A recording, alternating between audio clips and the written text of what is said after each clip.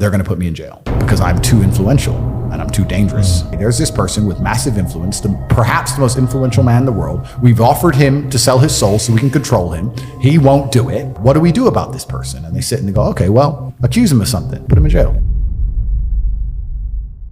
I think we're here to struggle. I think we're here to endure pain. I think we're here to just see how hard we are to kill. I think that going through terrible things and living through them and coming out the other side is one of the most fantastic things about being human. I think that it's almost like once you understand what life is really about, there's no emotion which isn't enjoyable. The only emotional state which can be seen as detrimental is feeling nothing at all. But if you're sitting at home and you're feeling truly heartbroken, at least you're feeling something, right? And I think that's the whole part of being human. I think we're here to struggle. I think we're here to go through pain. What can I attack? What problem can I solve?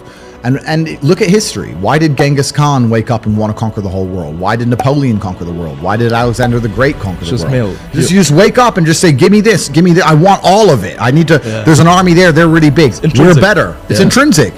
You need to go and conquer. That's the purpose of life. I said that you don't learn a lesson or you don't appreciate something without pain. So you have to struggle to learn anything. I would say the number one thing that will tell me how successful a person will be, especially as a man, is their stress tolerance. You're not going to have a big life without big problems. You're not going to be important without 4 girlfriends, 22 cars, 3 businesses.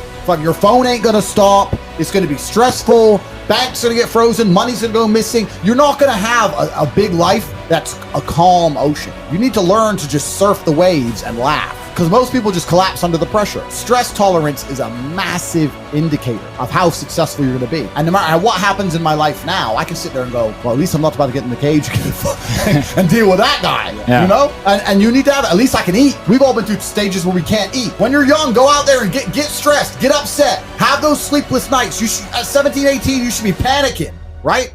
And that's going to give you a stress tolerance level that allows you to grow into an adult which can handle a big life and think that you're not going to have any kind of stress or problems to get there and maintain it. That's not real.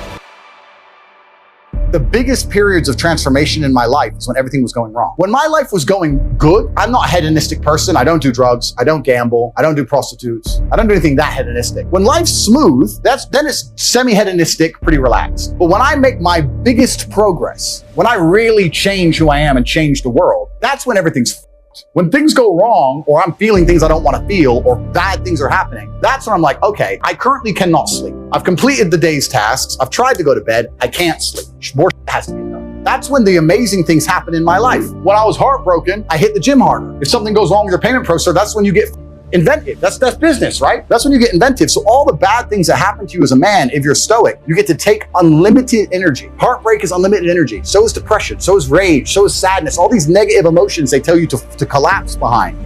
Bruce Lee says, be like water. And people see that as be fluid and just go with the flow. I disagree. If you're like water, you're necessary for life. You are scary when you're enraged. You're powerful. You're beautiful when you're calm. You're so many things when you're like water, right? So if I'm enraged, it's like water behind a dam. You just got to put the dam in place, and you got to get the turbo, the hydroelectrics put in. Don't tsunami your life. Put the energy somewhere. And this is the most beautiful thing about it, because people message me all the time like, oh, but Tate, you don't know how sad I feel. No, it's incorrect. I know exactly how sad you feel. People often talk to me about depression and say I don't understand it. I will say, listen, there's been times in my life where I was fully functional as an adult. I would never label myself depressed because I don't believe in the idea of labeling myself in the negative, because I don't believe in things that take power from me, which we'll talk about in a second. But there's been times in my life where I didn't give a fuck if I lived to die.